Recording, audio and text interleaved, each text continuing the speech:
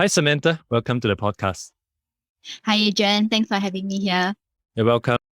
We were trying to catch up previously, but unfortunately, again, technical issues, we wasn't able to. So I'm hopeful that today, using Zoom instead, we would be able to get through a seamless conversation and at the same time showcase to the audience not just the audio aspect of things as well as the video aspect. Before we begin, could you help the audience to better understand exactly what you're doing right now? Hi, everyone. I'm Samantha.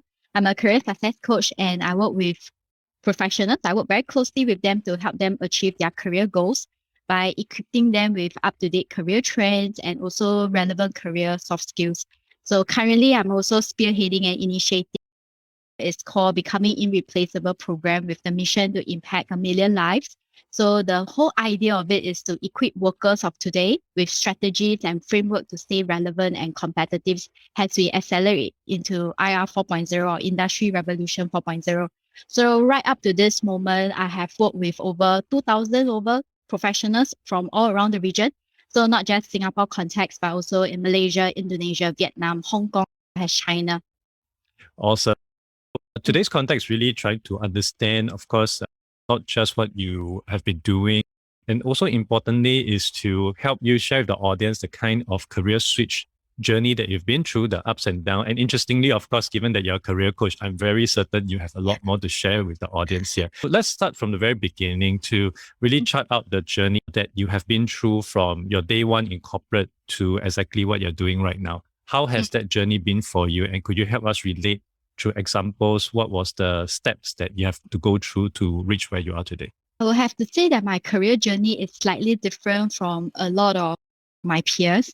So firstly, I did career switch since day one upon graduation. So I graduated with a degree in mechanical engineering from NUS. So I actually majored in thermal processes, all those sustainable thingy. Yeah, those were up my alley back then. However, I realized that upon graduation, it is probably, I enjoy my course of study, but I don't think I will be a good engineer. I think I will be putting a lot of people's life on danger. So since day one, I did a career switch, probably because I realized that maybe I may not have the potential or the talent to be a good engineer. So that was what I was thinking at the age of 23 when you graduate. So I did my first career pivot. So I decided to go into this thing called management trainee. They are just rotating you across different departments. And I think that rotation actually helps me a lot because I start to understand areas that I have more interest in and also areas that I think I can do well in. So that was basically in the area of business, sales, and marketing. But also because of the exposure to those job functions, I also get to realize that during my first appraisal with my boss actually came up to me and said that, hey, Sam, I think you don't know how to talk to my clients. So actually, it was actually a slap in my face back then because I was holding on to leadership position in school. I was giving speeches and things like that. So I thought that I could talk to people. But when my boss came to me and said, hey, I don't think you know how to talk to my clients. So I actually, it may not be a huge setback for most people, but to me, that back then, that was my first setback in my career because it felt like I couldn't do the job well. So Could I just pause you here for a second? Yeah. Are you able to cite an example of what you think may have happened and why, in hindsight, you think that could probably be the trigger for your manager to say that to you? I think back then I was fresh grad, so I think the exposure and the context, I probably was not able to hold conversations very well with clients from a different background because back then I was in the product or services that we provide is probably towards the different market. So consider relatively high-end market. And it was in a very different industry. So I was in the beauty and wellness industry. That was my first domain. Yeah. So probably because I do not have prior knowledge to the domain itself, that's number one. And fresh grad, the things that you talk about as a young adult probably is very different from professionals or corporate individual. So probably because of that context, my boss actually said that I could not hold conversation. The feedback wasn't bad. The feedback was like, oh, she's a very nice girl, but can see that she's trying, things like that. So that was the feedback that was given to my boss, and my boss told me that.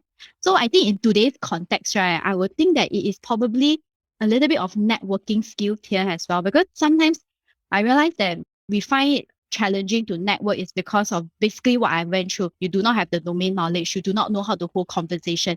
You do not know what to say in a conversation. So that's when I realized that I need to have a lot more exposure. So I started reading more. I started to understand people from different occupation, different what makes them tick. I start to attend a lot of communication workshop just to get myself mixing with people other than my peers. I think that's important. So I'm not just talking to those 20-year-old. I'm also talking to those who are in their 30s, 40s, and 50s. And that actually gave me the exposure to do. So I think whatever that I went through, I laid the foundation to where I am today, that I'm able to hold conversation. And what was next after that journey you had in the company? Right after that, I invested a lot in myself. So one of the things that I did very differently from my peers is back when you graduate and then suddenly you have salary and then you are doing well, right? You will tend to spend a lot in more lifestyle-ish things like traveling and taking very nice Instagram photos or what's not. But I used that money to invest in myself. So I was actually a seminar or course junkie, you can call it. So I actually invested a lot in self-development. I actually paid top coaches and gurus just to learn from them how to be a better sales professional, how do I start a business. So I went through that journey of upgrading, and that brought me to my first startup. So I actually started my first academic center back in 2014. Yeah. So it was entrepreneurship journey basically. All my saving, everything just went into it. It was a good experience though. I managed to break even in 6 months. Yeah, but it was also a very tough journey. So after that, it led me to a few partnerships in education space, still just different aspects of education. So I was involved in financial education, whereby that's where I started to venture into the regional market, started to go into Malaysia and Indonesia. And then subsequently, I also ventured into another education partnership. So we were dealing with blockchain. So it was doing blockchain certification. Yeah. And my very last venture, which is also my ongoing venture, is actually the one that is in China right now. So all this opportunity led me to China finally. So I do have a experiential learning academy in China right now. I haven't been able to go back for the past 2 years. So I believe the next time I step back into China, there will be a lot of restructuring involved. My space has always been in the education and development space. It's just different aspect and different focus. I think all the dots are very connected. Like whatever that I went through, whatever that I'm doing, and whatever that I will want to do, it's all connected. For the uninitiated, all this seems to be in very different areas and also very much for yourself. Are these very much planned from day one, or it actually encompass some form of interaction encounter along the way, which naturally leads to some evolution to where you are right now? It was never planned. The very first day when I did my career pivot was purely because I don't think I will be a good engineer. That's it.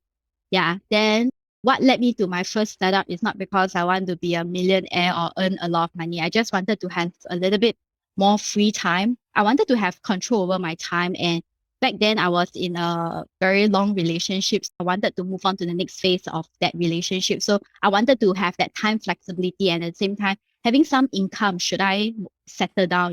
So it was not big dreams. It was all very practical moves. Just that I just wanted very simple things like that. I guess it's quite common for every one of us in life, especially during the earlier stages of life where we are not exactly sure where we are going, what we want to do. And to what you said about becoming an entrepreneur to get more free time, I can totally relate. I'm reminded of something that another entrepreneur said to me, or rather the wife said to him, you cannot work 40 hours for other people. So you decided to work 100 hours for yourself. Because entrepreneurship is exactly that. You will actually work a lot of time on yourself. So I also want to understand a bit of the challenges that you may have faced, because so far, based on what you have shared with us, moving from point A to point B to point C, it seems quite linear and it seems quite smooth sailing. Assuming here, but I guess there should be some friction, some pitfalls along the way. Is that also something that occurred for you? And what exactly were those pitfalls? It's not very common for me to share about my lows because I think at the end of the day, everybody will go through certain things in their life. They will face a lot of setback, whether you are an entrepreneur or not. Even if you're an employee, you also do face setback. So I just do not have the tendency to share my lows. But yes, there were a lot of lows. The whole entrepreneurship journey, I think it is actually a very learning and very humbling one. I think one of the things that came out was actually my dad wasn't aligned with what I was doing. So he was the first person that was very against it, but I was also a little bit stubborn. So I just go ahead with what I wanted because I wanted to increase my salary. Because a lot of people think about promotion and promotion, but then there's a cap to how much you can get from a job.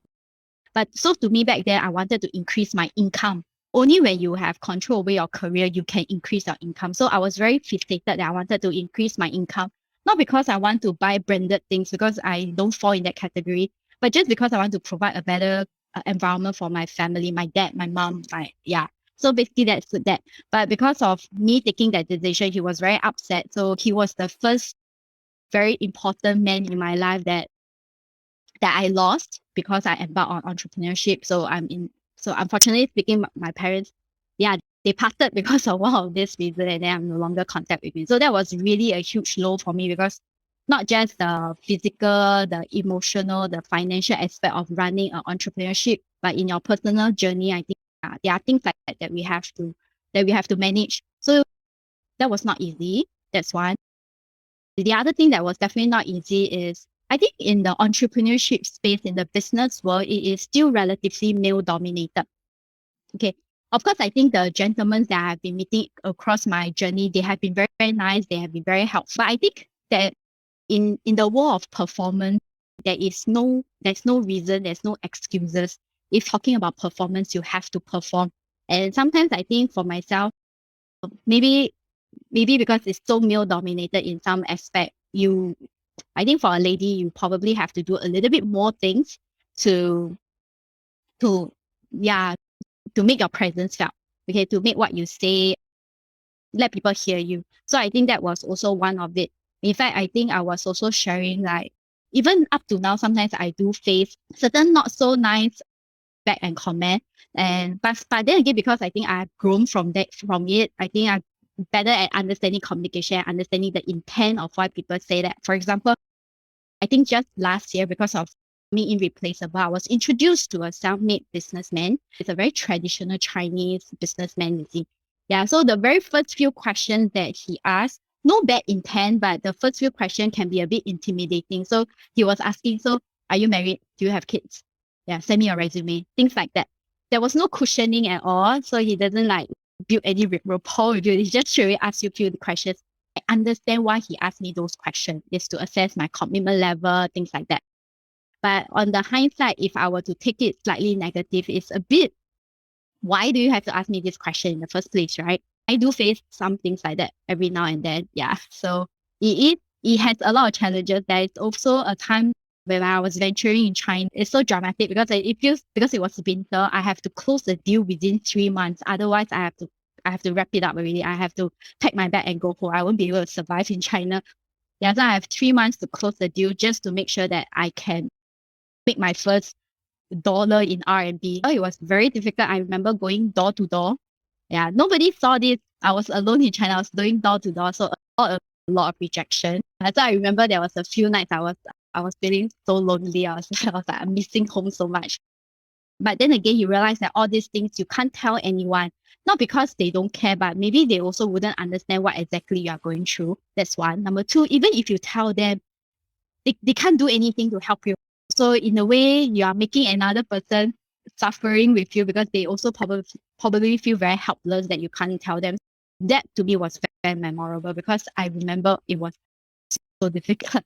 I can't even put words to it. I think it's a reiteration that entrepreneurship is indeed a lonely journey. But having said that, I do feel that as at least being an entrepreneur myself, speaking with people, even though they can't help, I think there's always some support there. It's like talking to therapists, like just venting it out, which is something that we don't really get right now because of COVID. We can't really go to happy hours with friends and all.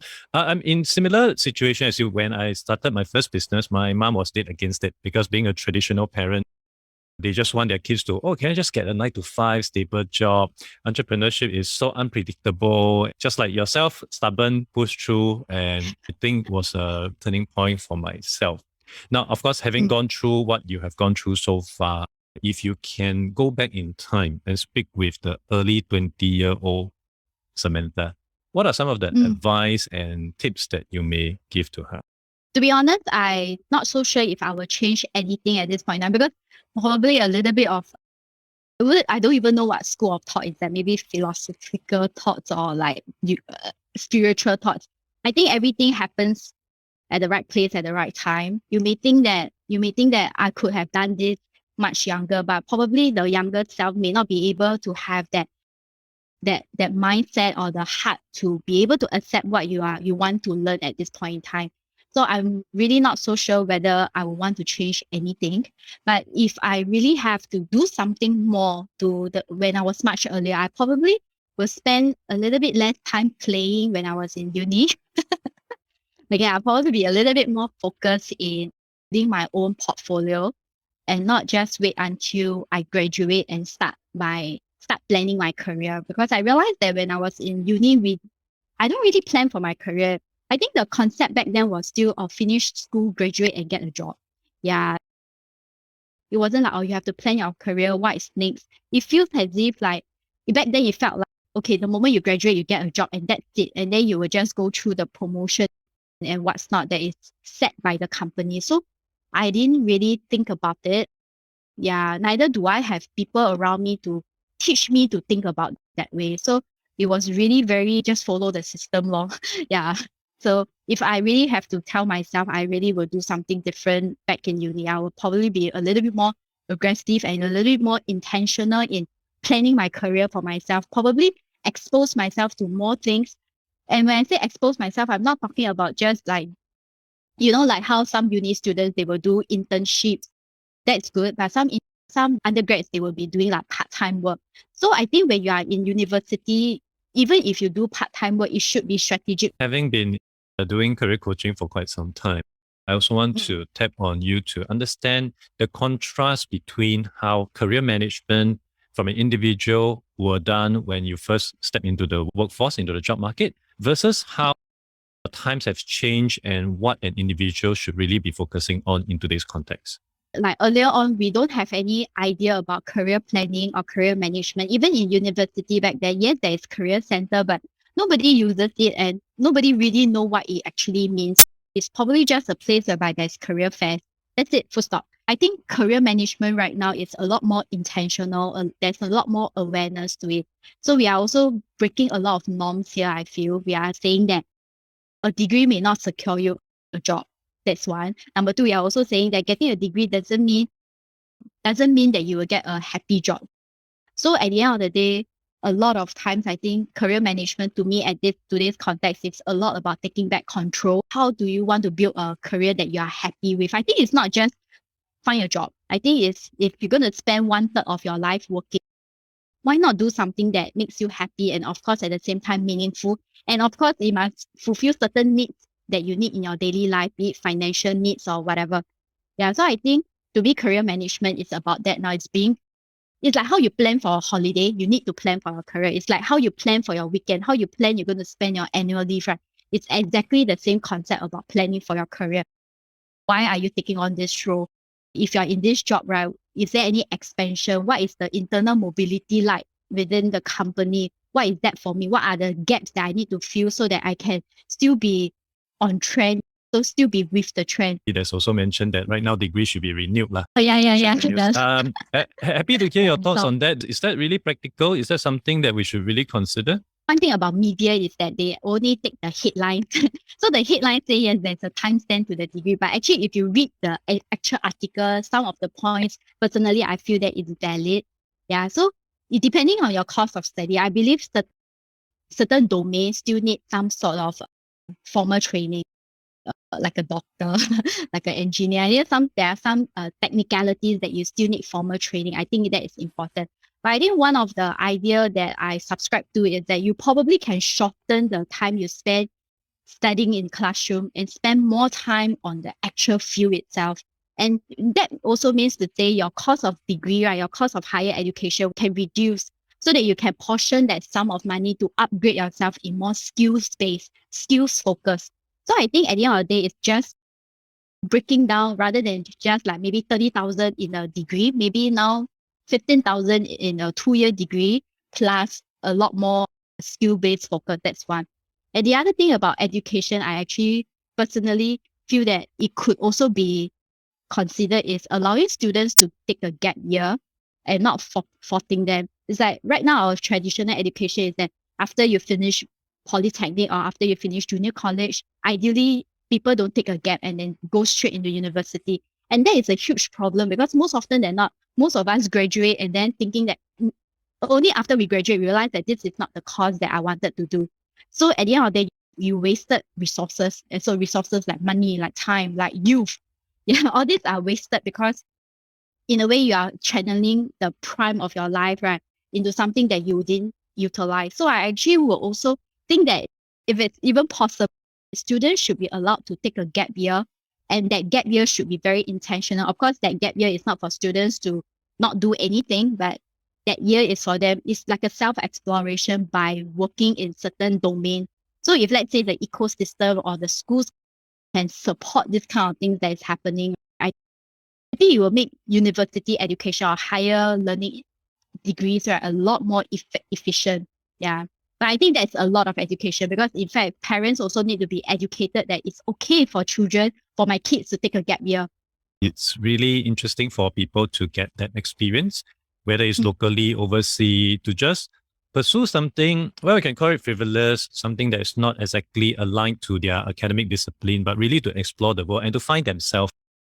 And ideally, in a best situation, that could also be financed by maybe the state to help you explore what you want to get out there. So for people who may be keen to embark on career management and they have never done anything before, what are some of the DIY first few baby steps that they have to consider? I think the first thing is always personal clarity. I think personal clarity is a very big thing for me because if let's say you do not have personal clarity, no matter what comes your way, right, it's not going to work for you because you don't even know what you want. So it boils down. So if you don't even know what you want, and some of my clients would say that I want to have a better pay, I want to negotiate for a pay. But if you are not even know how much you are worth, what kind of value are you going to ask for? So I think number one is really sit down to have clarity with yourself. So when I talk about personal clarity, I'm not talking about your favorite drink, your favorite color. I'm actually going more in depth about personality. Like number one, what kind of environment do you actually thrive in? What kind of bosses or supervisor or what kind of structure of the company will allow you to grow? Okay, so I think that's like for some people, they need systems, they need like protocols, they need framework, step-by-step guideline for them to do well. Some people need a lot more autonomy. Okay, so you firstly need to figure out what that part of you, your personality, what kind of environment do you thrive in? What kind of people do you communicate with people? How do you like people to communicate with you? I think that's also very important because you also have to learn to educate, to share with people how to communicate with you, how to manage you also, and at the same time, learn how to manage other people. So also understanding how you work with people, how you communicate with people, how you like to receive as well. Then of course, the other things will be things that is slightly more technical, will be like your strength, your talent. What are you really good at? Because I think as adults, right, we do not have the luxury of time to really like a student to do too much exploration or like trying to figure many things out because time is not on our side. So I think when it comes to understanding your skills and talents, at this point in time, I'm pretty strategic in the sense that you should focus on skills and talent that will give you the maximum return. Yeah, so that means if I invest $1 in that skill, that $1 will give me a lot more back. It's not $1 and then I get 50 cents back, that kind of thing. So I think we have to, if I'm not good with numbers, then don't be an accountant. You probably hate the job. Now, if I don't like code, don't go and upgrade yourself to learn Python programming because you're going to suffer in that program. Yeah, so I think a lot of people are rushing into all these courses, not knowing whether is it something suitable for you. So I think then that is a waste of resource. So I think you really need to assess what is your strength and what are your talents. Talents probably because if you are doing career switch, right, that is something that you can explore. And I think it's also very important. A lot of people are talking about this whole thing about wellness. I think at the end of the day is if you find something that you truly enjoy, is aligned with your interests and values and belief systems, right, you will be happy. You will generally be a happy person.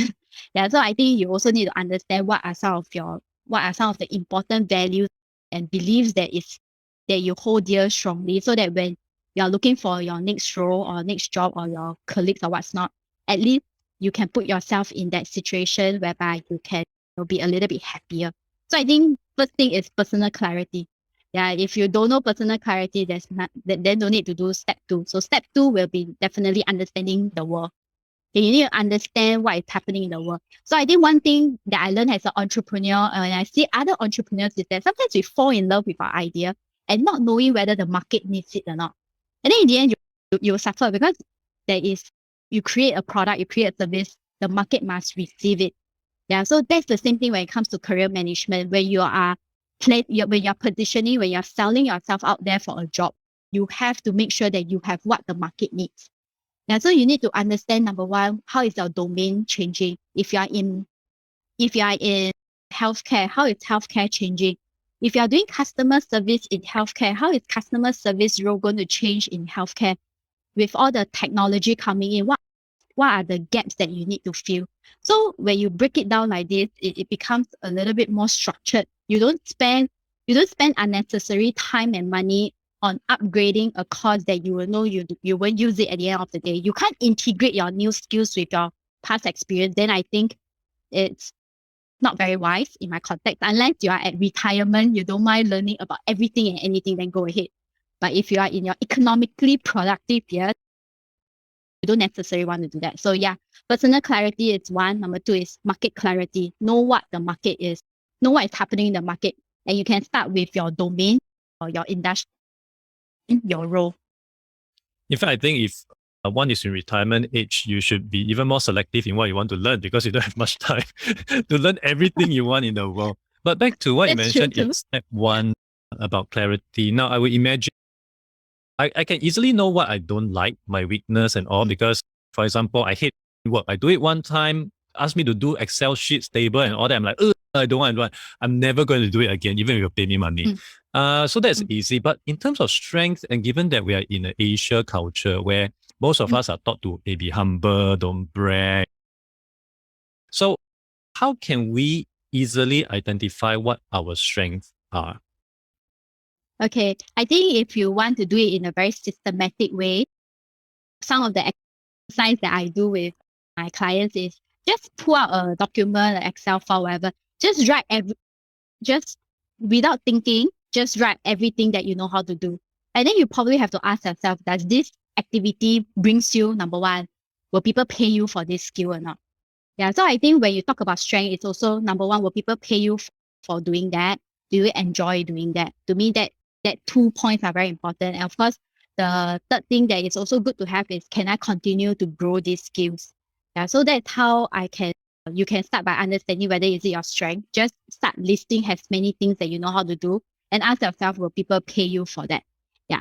Then the other thing that you can do is what we call triangulation. So after you have done this step, right, you start to do some analysis. Okay, so out of 10 activities that I've written down, 3 of it can fulfill, like I can grow, I can make money, I'm good at it, things like that. Okay, then start to engage people that you have worked with. Start to talk to maybe your supervisor, or your colleagues, or even like friends, people that you really trust for your well-being, and then ask them to give you feedback. Okay, so it's not like, what do you think about me? Don't ask questions like that, because if you ask questions like this, so vague, people will give you. You are okay, lor. Yeah, you're okay, lor. You ask a vague question, people give you vague answers. So your question is, so how you ask questions is also very important. You have to ask good questions. So you can go something along the line, hey, I'm in the process of re-strategizing my career. I'm actually re-looking into my strengths and some of the things that I want to like to work with. So these are some of the things that I have come up with. I just like to seek your opinion based on the period of time that you have working with me. Can you share with me what do you think are some of my strengths and what are some of the areas you think I can work on? So when you give people a little bit more specific to your question, they can answer it properly. This is what I will encourage my clients to do. I will talk to a few people to gather this feedback. And for the first time, most often than not, people will be like, oh, I didn't know this is how people look at me. I didn't know this was actually my strength.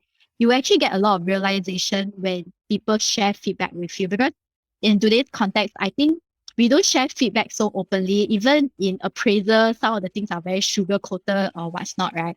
Yeah. So when you actually sit down to do that for yourself, you will gain clarity from it. So if you can do these two activities, I think it will be a huge step forward to understand your strength. I'm also aware of things like Clifton Strength Finder. I think Grade 2 also have their own Wing Yes. Finder or something, which Yes, are correct. essentially assessment tests to help you identify what are your top 5 strengths after a very extensive questionnaire.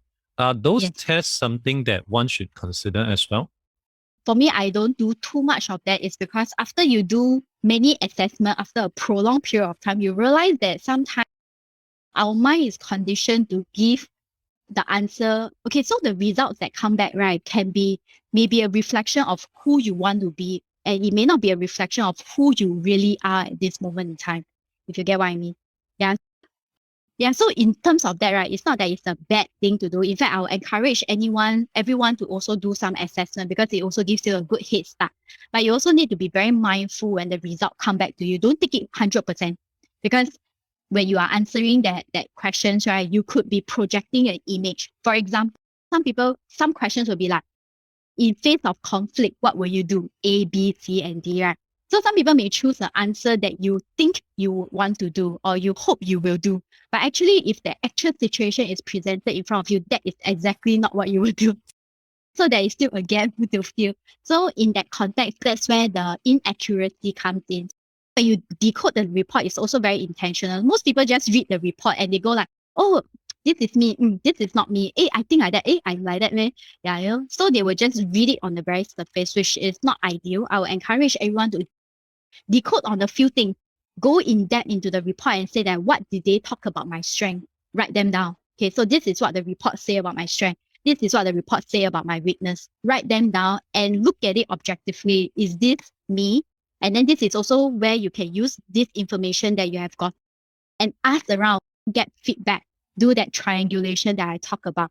So you need to decode the reports. Don't just take it wholesale. A lot of people just take it wholesale. But at the end of the day, if you work enough with people, you realize that even though the reports say that they have this strength, they may not actually have that strength. Or maybe that is an untapped potential that they have not unleashed yet. Yeah. So we are still work in progress, I would say. Yeah. So can use, but don't take 100%.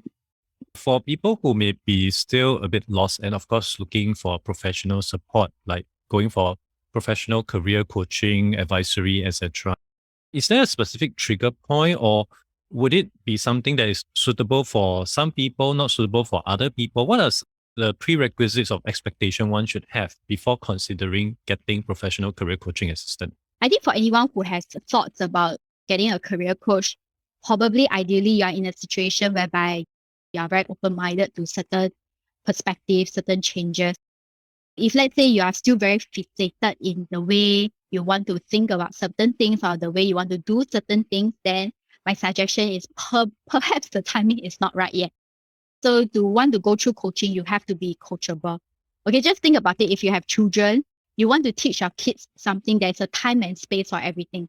All right. So it's the same thing where you engage a coach, right? There's a time and space for it. So you have to understand, ask yourself, is this something that you need at this point in time? Even though I'm a career coach, I'm not here to sell anything. But I also think it's very important for you to assess whether this is something that you want to embark on. Because in the context of Singapore, when people think about career coaching, sometimes they think about a career coach is a recruiter. A career coach will help me find a job. A career coach will help me write my resume. So if you have that kind of expectation that a career coach is someone that you engage to do those things for you, then it may not be the right, it may not be the most accurate starting point. Yeah. So for me, the prerequisite to engage a career coach is you need to have that open mind. You need to be ready to accept certain changes. You need to be willing to sit down to have honest, open conversation, discussion, so that you can move your career forward. So the objective here is to move your career forward. That's it. And of course, putting yourself in a happier place than before. And for people who's keen to learn more about yourself, what you do, where can they go to? You can connect with me on LinkedIn. I'm also learning myself. Besides being a coach, I'm also learning to create more content on different social media platforms. So I'm learning to create more videos. So you can see me on TikTok as well. a little bit on YouTube. Not the best, but learning. But yes, connect with me on LinkedIn. Cool. Please pass me those handle. I'll share it in the show notes. Samantha, thank you so Yep. much for this conversation today. Lovely speaking with you. And I wish you all the success in your continued journey in career coaching. Yeah. Wishing you the same as thanks, Adrian, for this meaningful session. So look forward to have more synergy with you. Thank you for listening to the podcast. You can refer to the show notes for links to more information about our guests and their businesses. If you enjoyed this podcast, it would be helpful to give a review on iTunes or follow me on Spotify. If you're using Overcast, please hit the star button under the episode. That will help get this episode and podcast out to more people who may find it useful. I'll see you in the next episode of The Adrian Han Show.